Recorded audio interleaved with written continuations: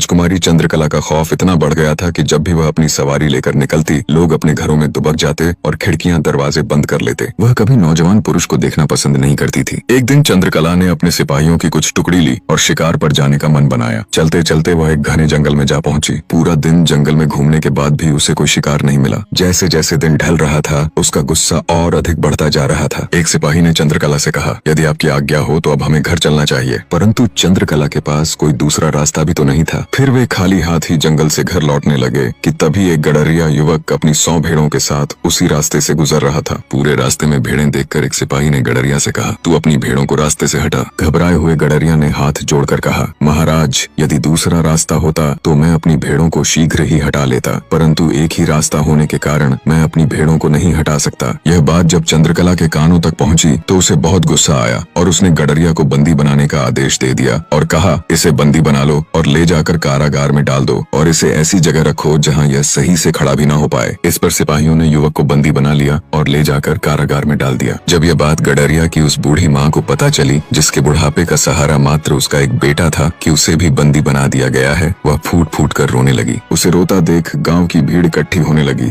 परंतु राजकुमारी चंद्रकला के खिलाफ कोई बोल भी नहीं सकता था। वहाँ पर खड़े सभी लोग कहने लगे, हो ना हो, तेरे बेटे की ही कुछ न कुछ गलती होगी। परंतु बूढ़ी माँ को पूरा विश्वास था कि उसका बेटा कोई भी गलती नहीं कर सकता। उसने गांव वालों की बातों को नजरअंदाज किया और चंद्रकला के महल में जा पहुंची। जब उसने चंद्रकला से यह बात कही, बेटी, तुम मेरे बेटे को छोड़ दो, उसकी कोई गलती नहीं है। यदि तुम चाहो तो उसकी जगह पर मुझे बंदी बना लो, पर मेरे बेटे को छोड़ दो। इतना सुनते ही राजकुमारी अत्यंत क्रोधित हुई और कहा, यदि तेरे बेटे की कोई गलती नहीं है तो इसका मतलब मेरी गलती है। मैंने उसको बिना किसी गलती के बंदी बना रखा है। अब तो यही ढिंढोरा पूरे नगर में पीट कर आई होगी, मेरे प्रति लोगों को भड़काया होगा। अब जब तू इतना कह रही है तो दंड की हकदार तो तू भी है। सिपाहियों, इसे ले जाओ और इसे तब तक कोड़े लगाओ जब तक यह अधमरी न हो जाए। परंतु उनमें से एक सिपाही समझदार था। उसे उस बूढ़ी महिला पर दया आ गई और उसने उसे मारना उचित नहीं समझा और चुपके से छोड़ दिया। वह तुरंत वहाँ से चल दी और कई दिनों के बाद वह राजा विक्रमादित्य के राज्य में जा पहुंची। जो भी उसके साथ बीती थी वह सब उसने राजा विक्रमादित्य के सामने कह सुनाई। विक्रमादित्य ने कहा, हे माता, आप चिंता न करें, आप यहीं मेरे अतिथि गृह में मेहमान बनकर रहें और मैं जा रहा हूँ आपके बेटे को लेने, और जब तक मैं उसे छोड़ा नहीं लूंगा तब तक मैं भी वापस नहीं आऊंगा। इतना कहकर विक्रमादित्य वहाँ से चल दिए और द्वार पर जाते ही एक दरबारी से कहा, जाओ जाकर अपनी राजकुमारी चंद्रकला से कह दो उससे मिलने राजा विक्रमादित्य आए हैं। दरबारी ने जैसे ही विक्रमादित्य का नाम सुना वह भागा और राजकुमारी से कहा,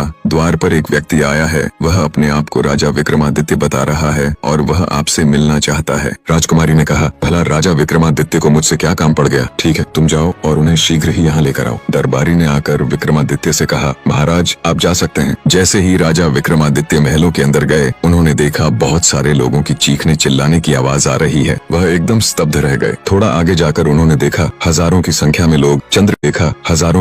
लोग चंद्रकला के कैद खाने में कैद हैं और चीख चिल्ला रहे हैं और कभी कभी रोने लगते हैं। इस सब को नजरअंदाज कर विक्रमादित्य आगे बढ़ते रहे। एक दासी उन्हें चंद्रकला के कक्ष में ले गई। विक्रमादित्य ने जैसे ही चंद्रकला को देखा वह उसकी तरफ देखते ही रह गए, क्योंकि चंद्रकला इतनी सुंदर थी कि उसके पीछे कोई भी जान दे सकता था। चंद्रकला ने विक्रमादित्य से आने का कारण पूछा। विक्रमादित्य ने बताया, मेरे आने का मात्र एक कारण था, परंतु तुम्हारे महल के अंदर आते हुए मुझे कुछ अजीब सा महसूस हुआ। बहुत सारे लोगों की चीखने और चिल्लाने की आवाज आ रही थी। इसका कारण क्या है? चंद्रकला बोली, हे राजा, तुम्हारी बुद्धिमत्ता और साहस के बहुत सारे किस्से सुने हैं मैंने, क्या तुम खुद नहीं पता लगा सकते? विक्रमादित्य ने कहा, वह सब तो बाद में, परंतु पहले मैं जिस कार्य के लिए आया हूँ वह सुनो। तुमने एक बूढ़ी माँ के बेटे को बंदी बना रखा है, उसे छोड़ दो, क्योंकि उस बूढ़ी महिला के बुढ़ापे का सहारा मात्र वही एक बेटा है। चंद्रकला ने कहा, उसने मेरा रास्ता रोकने का दुस्साहस किया है। विक्रमादित्य ने कहा, चंद्रकला, मैंने उसकी माँ को वचन दिया है, मैं उसको लेकर आऊंगा। अब यदि तुम उसे ऐसे नहीं छोड़ोगी तो मुझे कोई दूसरी युक्ति अपनानी पड़ेगी, परंतु मैं उसे यहाँ से लेकर ही जाऊंगा। चंद्रकला गुस्से में बोली, यदि ऐसा है तो ठीक है, बहुत सुने तुम्हारी बुद्धिमत्ता के चर्चे। अब यदि तुम्हें उसे छोड़वाना ही है तो मेरे 3 प्रश्नों का उत्तर देना पड़ेगा। यदि तुम उत्तर न दे पाए तो तुम्हें भी इन्हीं लोगों के साथ कालकोठरी में रहना पड़ेगा, और यदि तुमने मेरे सवालों का सही सही जवाब दे दिया तो मैं कैद किए उन सभी लोगों को आजाद कर दूंगी और मैं भी तुम्हारे साथ विवाह कर खुशी खुशी चल पड़ूंगी।